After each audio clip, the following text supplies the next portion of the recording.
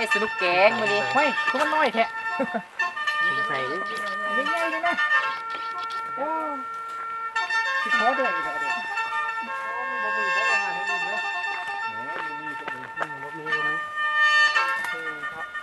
มีโต๊ะแก้เราเลย แล้วต้องมีสิเกินเราคิด แต่งตัวล่ออย่างงี้ก็ป่าจะคล้องว่ะ ธรรมดาเนาะ ธรรมดาคนรอเนาะ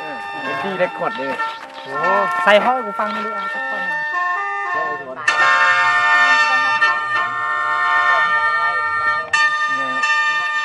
ทอดไหลหานอมันได้ไม่ได้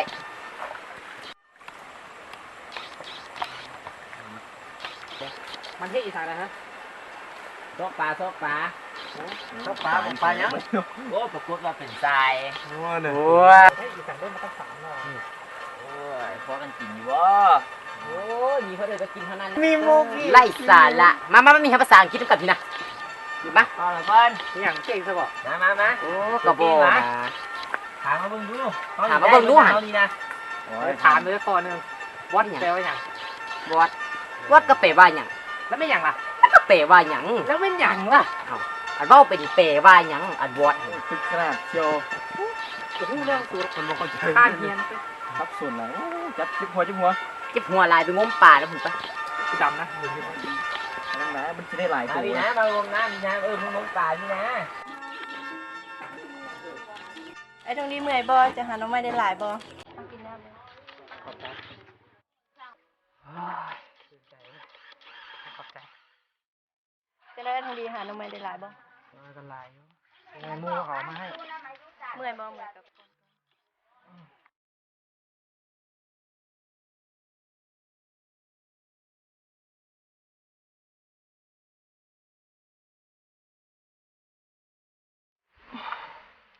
ไอ้ทองดีน้องรู้สึกกุ้มใจนะ